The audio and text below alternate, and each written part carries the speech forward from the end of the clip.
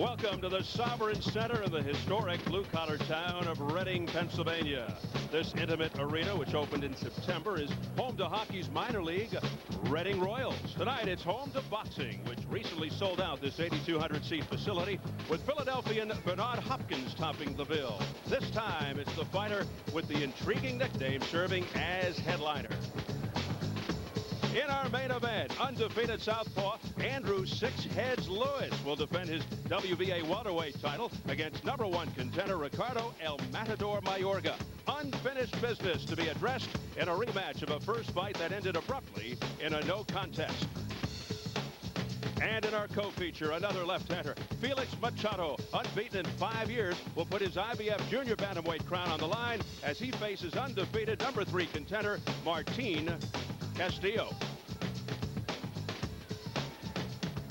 Hello again, everybody. Steve Albert ringside from Reading. Well, only a few years ago, the pound-for-pound top 10 was bursting with welterweights. Oscar De La Hoya, Felix Trinidad, and Ike Corte were all undefeated, and Pernell Whitaker was still capable of magic. But top fighters are always on the move, and those golden days are history. The curtain unofficially closed when Shane Mosley, who had defeated De La Hoya, lost to Vernon Forrest this past January. Now, at the time of his defense against Forrest, Mosley was considered the best fighter in the sport.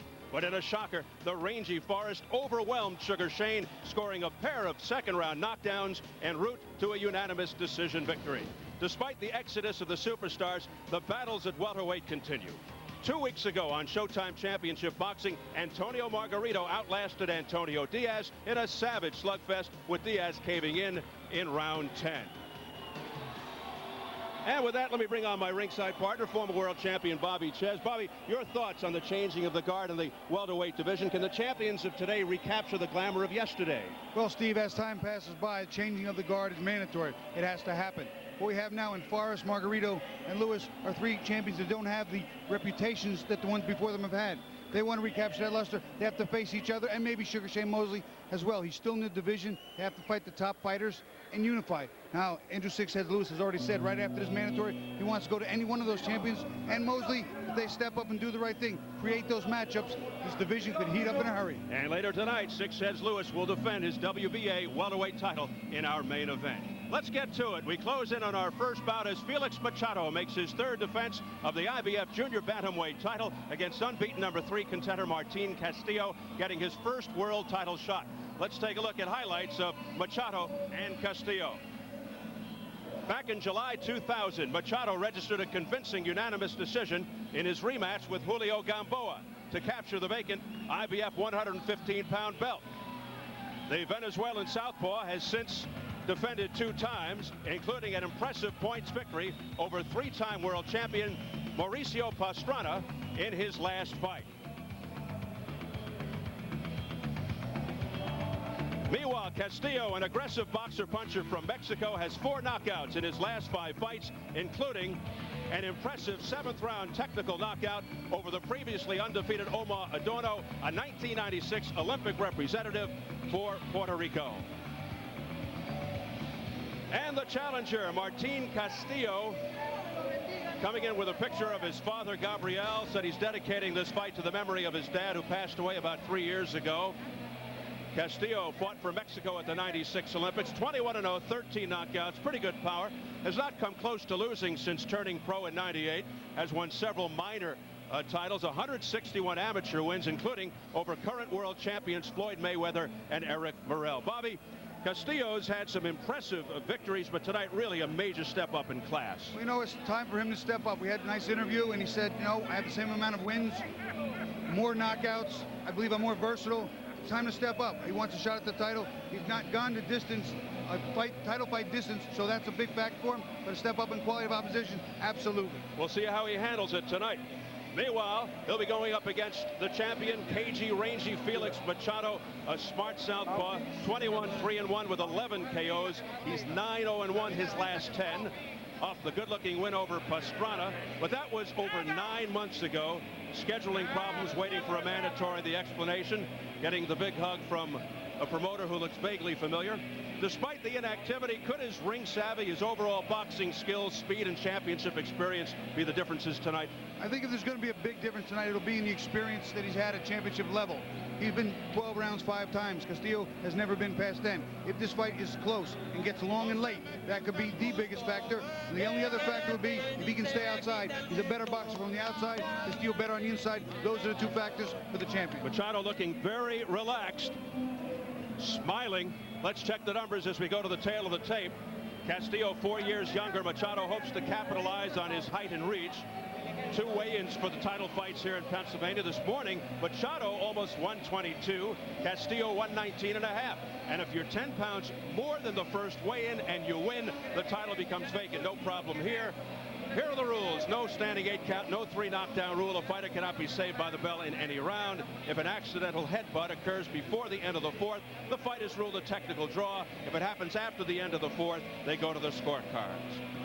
So here at the Sovereign Center in Reading, PA, getting ready for Félix Machado versus Martín Castillo for the IBF Junior Bantamweight Championship. Let's get the formal introductions from our ring announcer, Jimmy Lennon Jr. Ladies and gentlemen, a very good evening to you, and we welcome you to the Sovereign Center here in Reading, Pennsylvania, as we have a big night of action coming away, and it's all brought to you by Don King Productions in association with Showtime and the undisputed king of beers, Budweiser. This world title attraction coming your way is sanctioned by the International Boxing Federation. The president is Marian Muhammad, supervisor Linda Torres, along with the Pennsylvania State Athletic Commission. The executive director is Greg Serb. Our physicians at ringside, Dr. Dennis Gilbert, Dr. Harry Einzig, and Dr. Alan Brackup. Now introducing to you our 3 judges scoring this bout from ringside. From Hackettstown, New Jersey, Pierre Benoist. From Philadelphia, Pennsylvania, Ron Greenley. Also from Philadelphia, George Hill. And the 3rd man in the ring, our referee in charge of this bout, also from Philadelphia, Blair Talmadge. All right, fans, here we go. 12 rounds of boxing for the IBF Junior Bantamweight Championship of the World.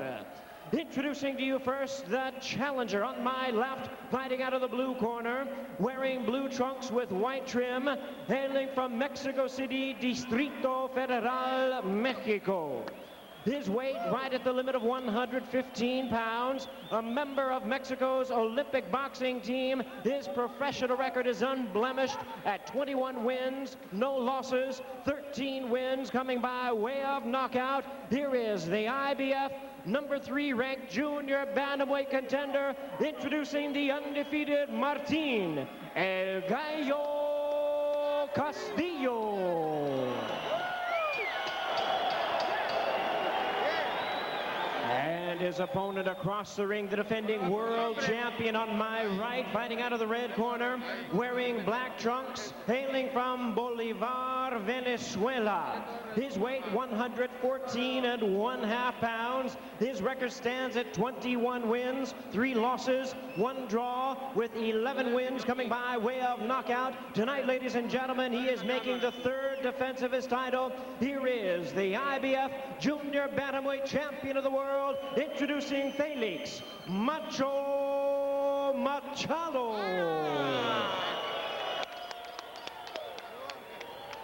Once again, our referee in charge, Blair Talmadge, now to give instructions. 12 rounds of action scheduled.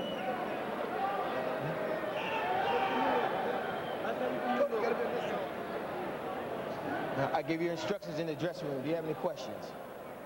What? I want you to be my command at all time. Protect yourselves at all time. These are good punches right here. Okay, good punches right there. Touch gloves and come out at the bell. Thank you. Blair Talmadge from Philly with the final instructions. Both offensive-minded, aggressive boxers. Machado, a slick, technical southpaw, patient fighter who says he'll look to keep Castillo at bay, fight from a distance. Castillo, a faster starter with a bit more fire, will look to fight from close range, get that inside thing going against the long jab of Machado. Sparred with a tall, rangy southpaw. 2-0 versus lefties, both by 2nd round knockout, is Castillo, including his last fight, a knockout via a body shot. Machado wearing the black with the white trim. Castillo, you can't miss him because of the big tattooed ad on his back, wearing the blue sequin. Those temporary tattoo ads have drawn the wrath of several networks as fighters sneak free ads into the ring. A Las Vegas judge recently ruled that the ads are free speech, which overruled the Nevada Athletic Commission at the time. So it's caused some stir and some controversy here in the world of boxing. You got to find a way to drag the Constitution into this, huh? You were just born a little too late, huh, in terms of these ads on the backs? Yeah, I guess so, Steve. But be it what it may, you got to let a guy do what he wants to do. Fighters feeling themselves out really for this whole first minute, just really feeling themselves out. That's the first reasonable combination by either fighter. Castillo probably has more power. Machado, the better overall boxer. Although Castillo feels that Machado is overrated as a boxer. He calls him more of a runner, that Machado wants to do everything from the outside. There's not a huge difference in the height, but Machado stands so straight up and down, he just makes himself look taller and longer. I think Castillo's more versatile, but he really needs to get inside. He can't fight this fight from the outside. Machado wants to control this fight in the distance from the outside. And Machado thinks that Castillo is vulnerable to the body. Big right hand counter there by Castillo, and he hurt Machado. That's got Machado backing away, and now Castillo swinging wildly. Let him go. A little over-anxious, perhaps. It was a good left hook to the body in there also by Castillo, and one right hand over the top that was real nice, mixing his punching up well. Machado, though, feels he can drop Castillo with his left when Castillo comes in. We'll see. We'll also see if headbutts are a factor, particularly with a taller southpaw. Although, as you pointed out, not a huge disparity in height, although because of his straight upright style, Machado gives the appearance of being a lot taller than he is.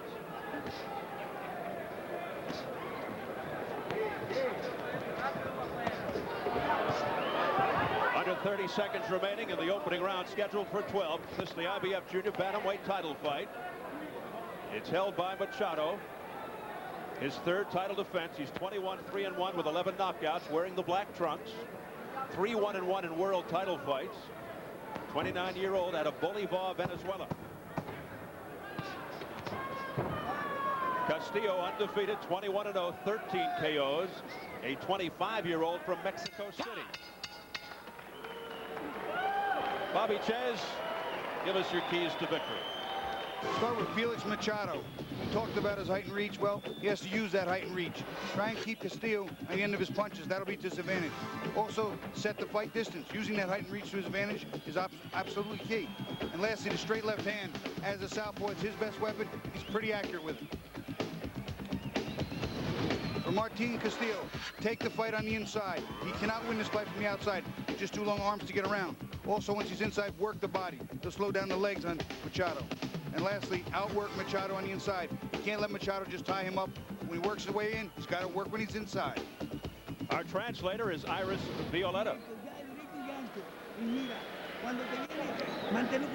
Mira, look, when he comes in here, go directly. Use your speed. Go ahead. Go on, step. Go ahead. Talk to him on the outside. Just don't let him corner you. Go ahead, Papi. Carlos Penango in the corner of Félix Machado. You notice in the first round, Castillo started out very slow, very cautious. As the round went on, he gauged the speed and awkwardness of the tall, rangy southpaw and started to land some pretty good shots. Machado hasn't fought in over 9 months, so the wonder is conditioning a factor if the fight goes deep. But he's very crafty. You know, he is a southpaw, but he's not really what you'd call unorthodox. He knows how to fight. They just banged heads too, Steve. Yeah, we thought that might enter into it. Machado normally doesn't wait to counter. He looks to initiate. He's a busy guy. A boxer first. He keeps the fight at the distance he wants. Normally a very effective right jab. Castillo very aggressive, trying to get inside the long jab of Machado. Let him go. But Machado very accurate with his punches and relies heavily on his excellent leg and hand speed. He's much more effective when he's coming forward. He's got those thin arms, Bobby, but he does have deceptive strength, Machado. He's got a pretty good straight left hand, and his uppercuts on the inside are pretty effective. What I've been impressed with so far, on his way in and on his way out, Castillo has been pretty sharp at avoiding punches and there, timing, bang shots on the way in. Beautiful left hook to the jaw by Castillo. See there, you see him slip out. It's a subtle little move, but it saves a lot of energy. He makes Castillo miss. He makes Machado miss. Castillo comes right back on top of him. Castillo's confidence building here.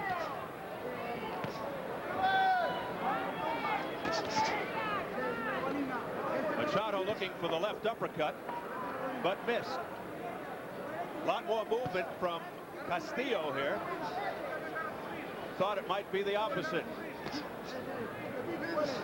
See his speed in and out, speed with the legs there, and then the right hand counter punch. Castillo's looking sharp, landing a lot more percentage-wise than his Machado. Machado generally not known for being too dangerous early, and Castillo looking to take advantage.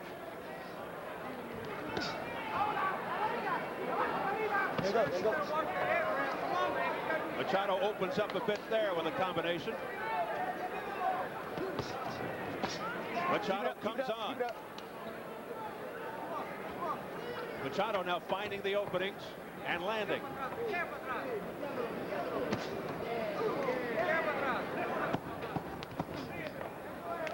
You can see the slickness in Machado with his movement. Heads again. You saw the reaction by Castillo as the heads collided. But I don't see any blood.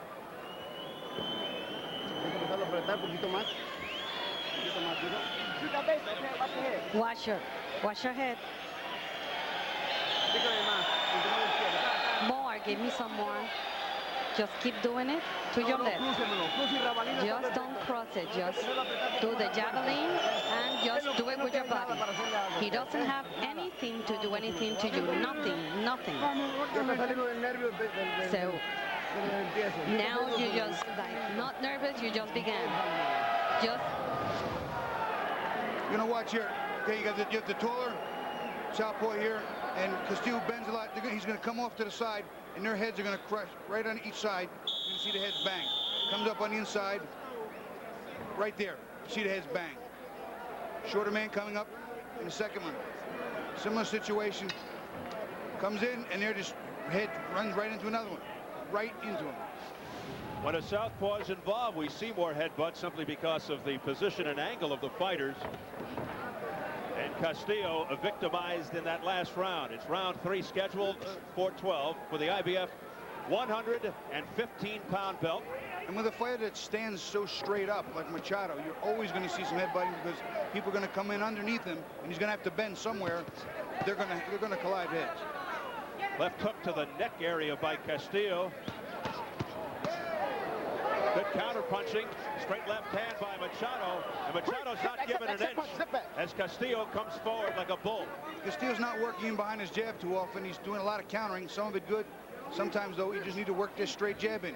Quickest way to a point, straight line.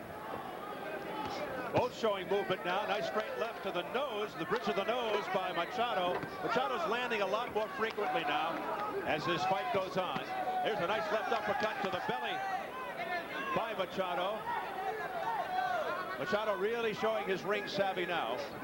And a straight left hand to the head by Machado. That might have been the best punch of the night so far for Machado. He's now getting the attention of the challenger. He's catching his rhythm and finding his range as well.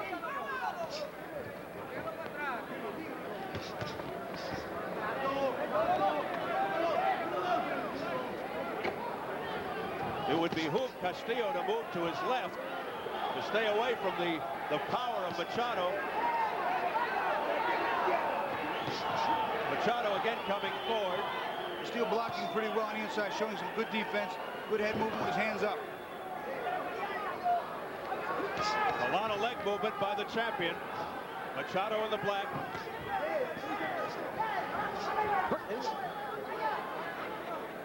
Machado has been down just once in his career. Castillo never in 21 pro fights. Machado down in his first professional fight, and he was TKO'd in the third round. He called it his worst experience ever. Very discouraged, but he bounced back nicely. But evidently a pretty good wake-up call. He went on to win a world championship. You notice that Castillo's loading up with that left hook, swing way too wide. He is telegraphing that blow. Never going to hit Castillo. Machado with that, he keeps loading up that way. Sit back, let go. He needs to keep his punches tighter and throw them straighter. Work his way inside, then unload. Machado with the better quality of opposition, as you mentioned at the outset. Big step up in class for Castillo. Final seconds of round 3. A good round for the champion here. Machado brimming with confidence now. Look out, he tripped. No knockdown. No knockdown, of course. No knockdown. All right, no knockdown. I don't think you all right.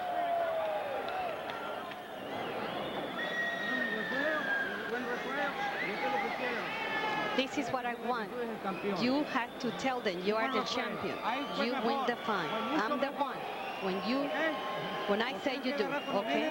You got to get him when he's coming in, and you just do it clean. You just do it clean. Inside. Do it clean.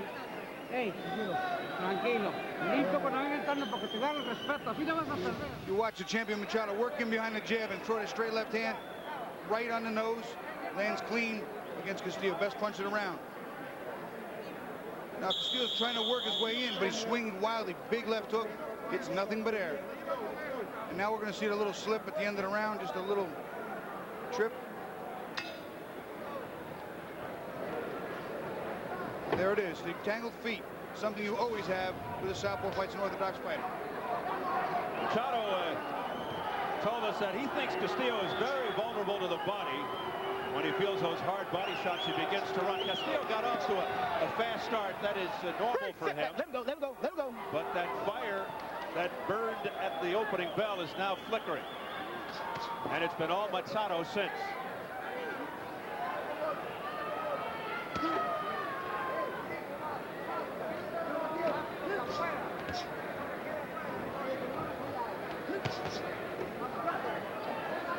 A look at the championship experience average length of bouts.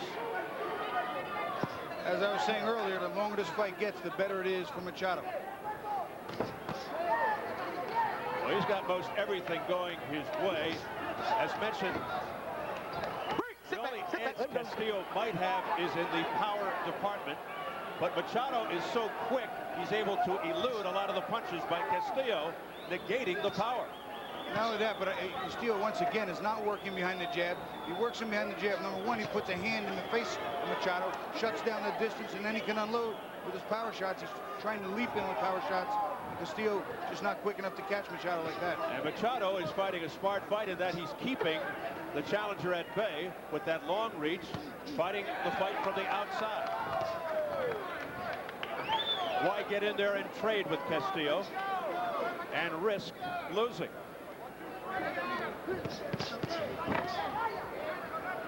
Sit back. Machado's punches much more accurate than Castillo's. High work rate by Machado.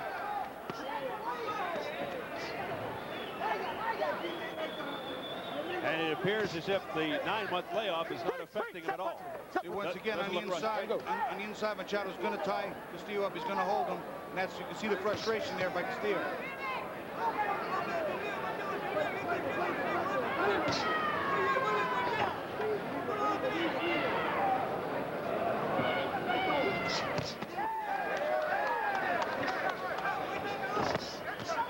Castillo trying to finish the round strong.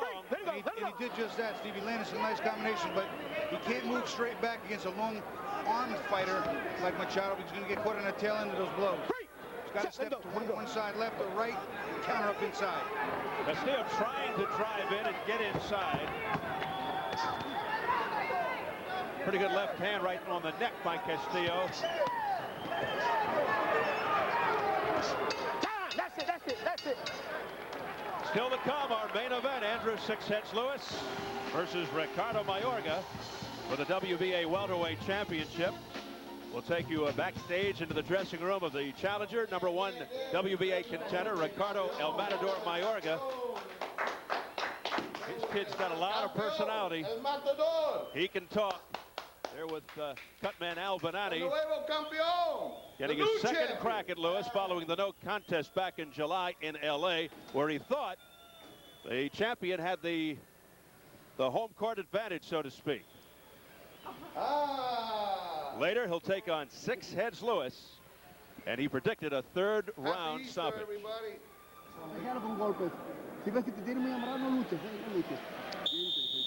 You are very intelligent. Was she talking about you? I don't know. Round 5. And Castillo comes out fast. He started to get his rhythm back down the last half of that last round. He started to land some good clean blows and neutralize the reach of the champion.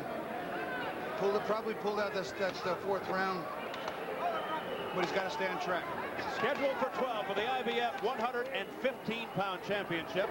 Machado, the champion, in the black, digging to the body with that left uppercut.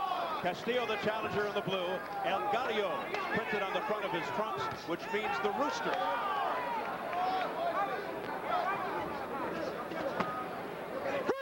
You notice this round, Machado's chasing Castillo. Castillo's not the aggressor in this round. Interesting footnote for now. Castillo's much more effective when he's coming in. Hit, no hitting punches. Here's a look at press row. Dan Raphael from the USA Today, Tim Smith, the New York Daily News. And it wouldn't be complete with Don Stewart from the Reading Eagle. They all have Castillo in front, and all the same. How do you have it so far? Actually, I have it even. I have a dead split, 2 rounds to 2. Really? Yeah.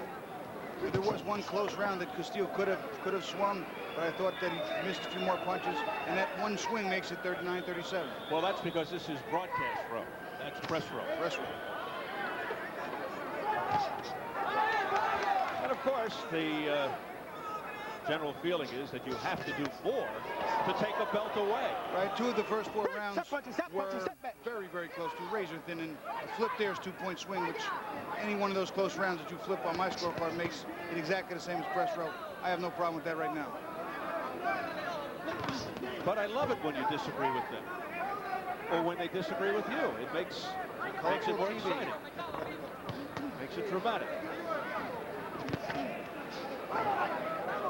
Now for the head again, says Castillo. The head's, oh, now there's a cut. There's a cut around the right eye, over the right eye of Machado. Probably the result of a clash of heads. And there's a gash on top of the head for Castillo. Yeah, exactly. So now they're both bleeding here in round 5 with 35 seconds to go. And now both fighting with a major sense of urgency as a result. I think more so Machado. Machado can feel it dripping down the right cheek. And it's very plain and evident now. Oh, look at the right side now of Castillo's face. Blood pouring down his face. It doesn't look like though it's getting into his eye, which is unbelievable. Nice body shots here by Castillo. There's so much blood coming down the right side of Castillo. I mean, it looks like Niagara Falls, but I think it's avoiding the eye. Some of it may be getting in there. I know.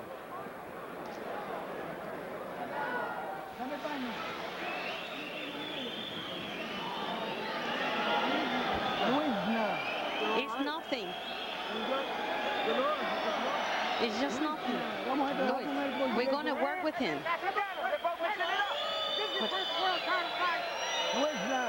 It's nothing. It's just nothing. Just hit me with a hit.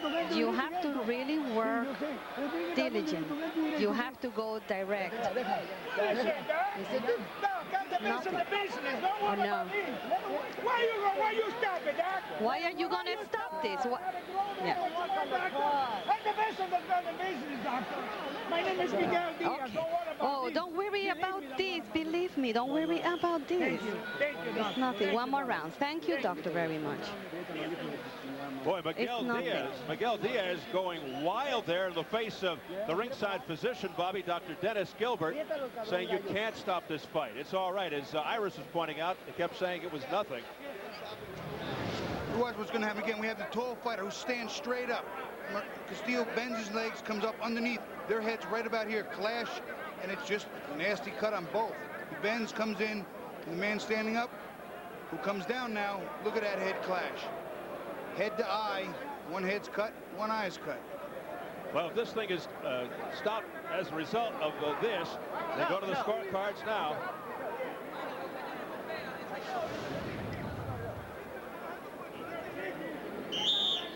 Miguel Diaz with Castillo as the cut man and Luis Gomez doing the job in the Machado corner, and both had to work feverishly.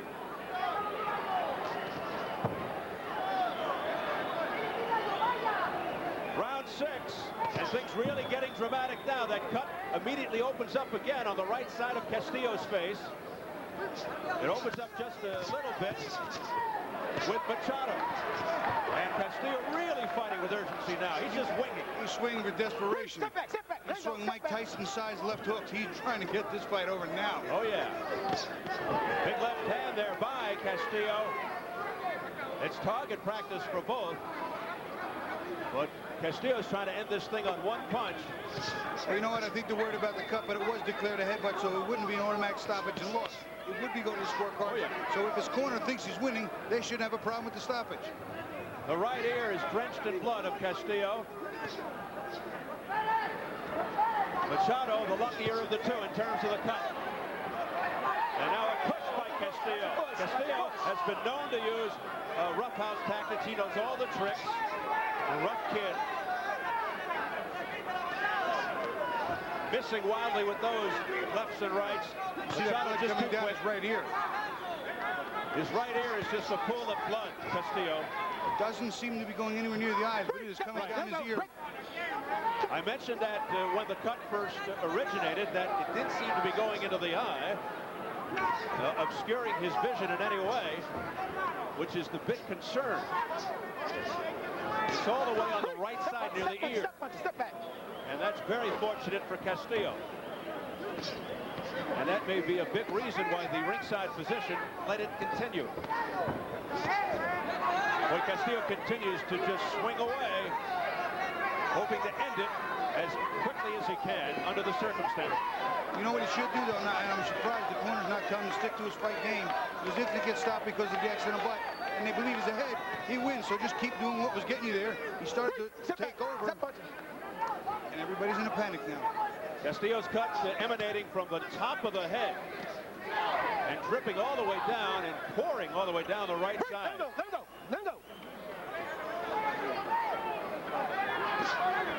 As we approach the final 30 seconds of round 6.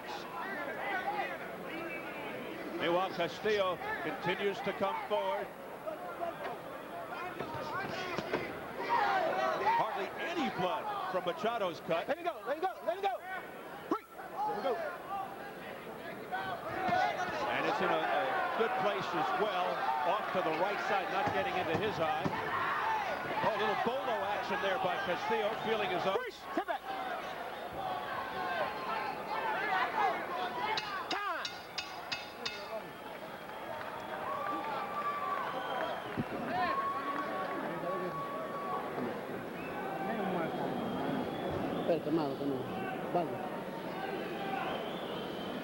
Okay. Put the water over here. Water, water.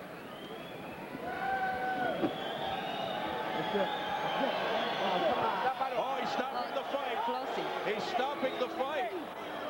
And they don't like it at all in the Castillo corner. Castillo shaking his head, Miguel Diaz as well. And you can hear the crowd reaction. Campeón, vamos a trabajar, ¿eh? Vamos, señores. Are you surprised in any way by this, Bobby? Well, I'm a little surprised for the fact that I didn't see it ever go actually in his eye. I don't know how big the cut is. I don't know exactly how much blood is oozing out there. There seemed to be a lot of red hair. which I know is the blood. Doctor is a doctor, and I'm not, so I gotta defer to the authority in this one. They'll go to the scorecards now after 4 rounds. They go to the scorecards if the fight is stopped by an accidental headbutt.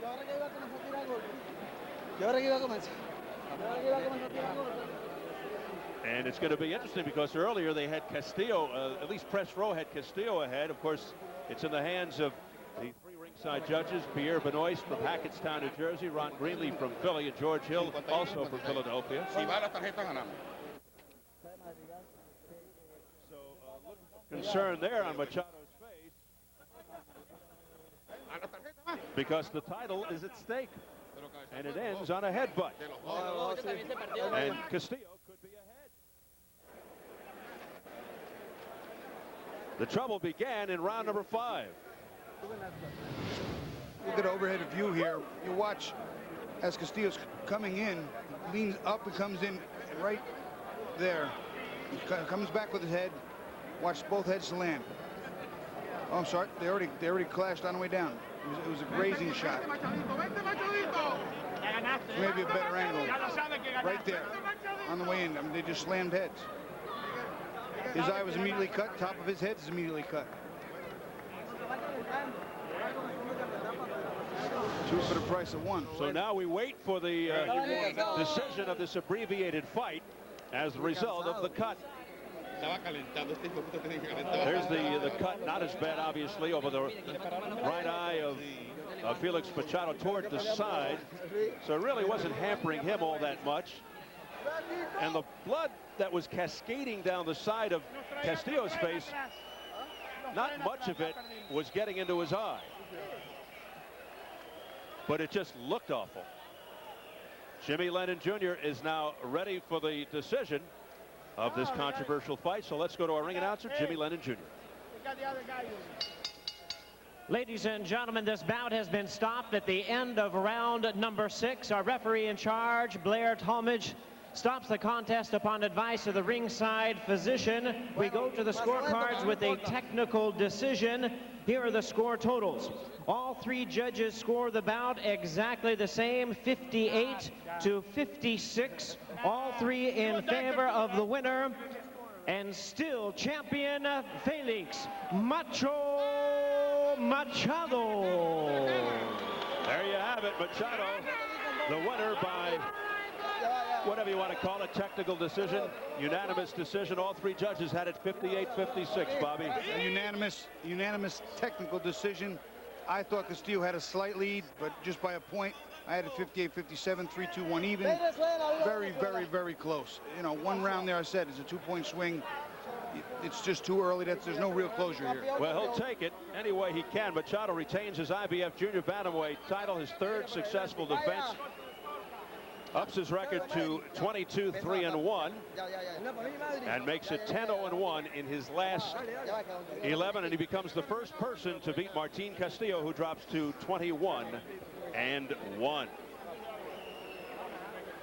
Coming up next, we've got our main event, the WBA Welterweight Championship. It's Andrew Six Heads Lewis who will square off with #1 contender Ricardo Mayorga. Boy, these 2 guys have waged a war of words that began prior to the first fight, and it has really escalated.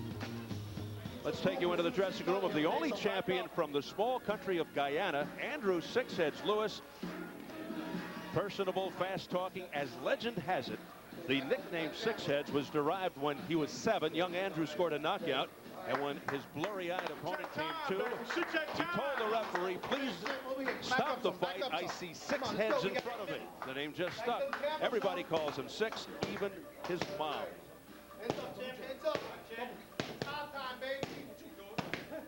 We're set for some post-fight reaction right now. We've got our Larry Michael standing by with Greg Serb, the head of the Pennsylvania Boxing Commission. Up to Larry.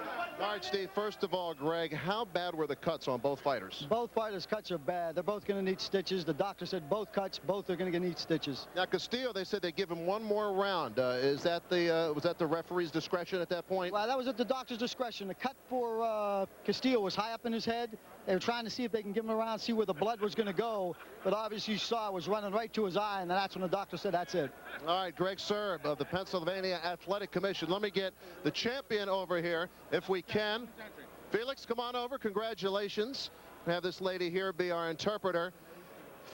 Felix, congratulations. You said that distance would be a key to this fight today. Was that the key for you today? Dijiste que la distancia iba a ser la clave para la pelea esta noche. ¿Fue la clave para esta pelea? Sí, esa fue la clave y bueno, me salió bien. Y a pesar de todo, que ahora es que estaba yo calentando y ahora es que iba a tirar más golpes. Estaba frío todavía. Yeah, that was the key to the fight, and I was just starting to warm up. I was still cold, and I was getting better as every round was going on. Was he aware that they gave Castillo 1 round after those cuts occurred?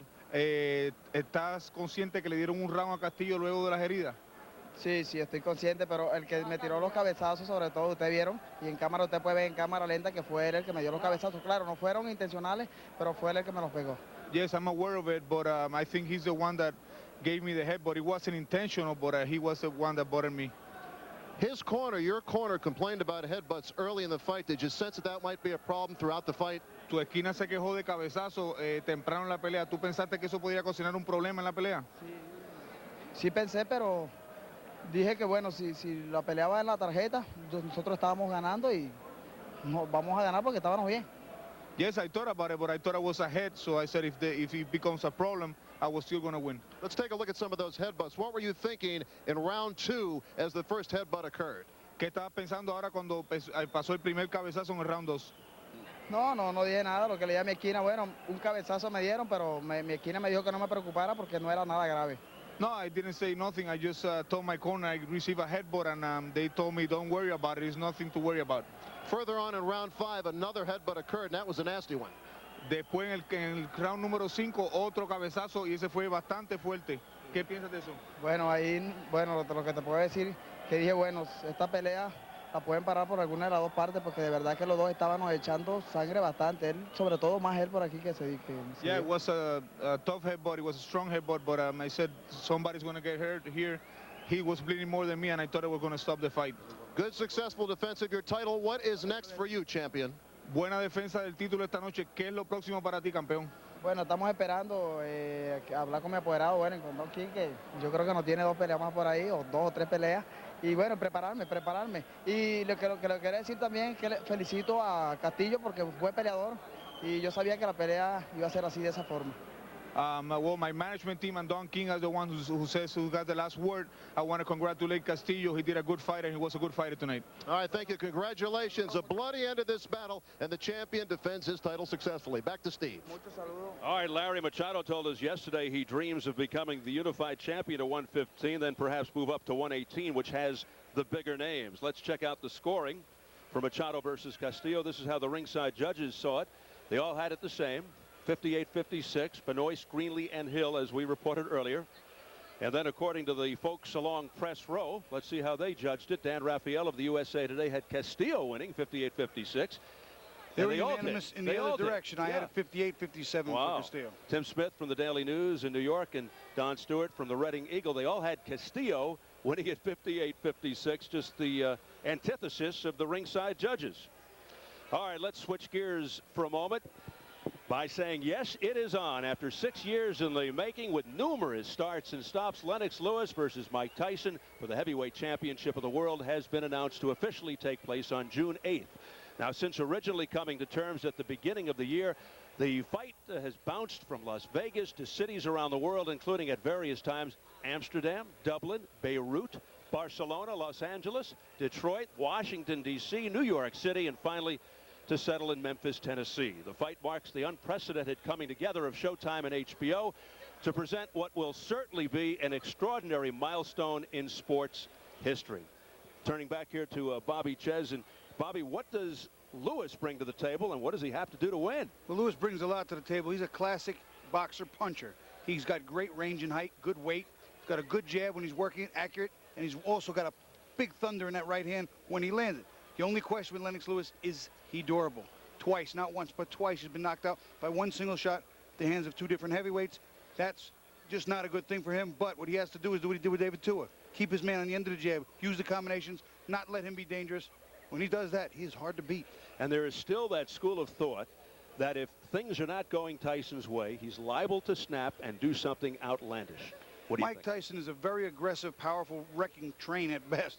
He loves to come to fight. Starts with the very first seconds of the fight. He wants to fight. He wants to destroy. He has punches with bad intentions at all times. But we have seen him get frustrated in fights. We've seen him lose his cool. We've seen him bite. I mean, I never thought I'd say that. But Mike Tyson has shown a tendency to lose control. And also, when it's late in the fight, he gets tired a little bit. He gets frustrated. So he's unpredictable. Hard to say. A discussion of this fight, of course, Bobby, wouldn't be complete without a preliminary prediction, at least. My preliminary prediction, as Not Steve easy to put say, it, is it? not easy to say. I look at the fight this way. Mike Tyson is faster than Oliver McCall and Rockman. He hits harder than both. He throws more punches, keeps a greater pressure on than David Tua. In that vein, I think somewhere along the first 8 rounds or 10 rounds, he's going to catch Lennox Lewis, and Lennox Lewis will eventually fold. Now, obviously, Lennox Lewis could box well. Hold Mike Tyson, tie him up on the inside, frustrate him, and outbox him from the outside. I just don't see it happening. I think Tyson by knockout in the first 8 rounds. Folks, you're getting all that down. You're taking notes. You heard it here first from Bobby Ches. What's the old song? Let the sideshow begin. I think it already has. June 8th on pay-per-view, Lewis versus Tyson. We're certain you'll be hearing much more about this mega bout, this remarkable event in the days to come.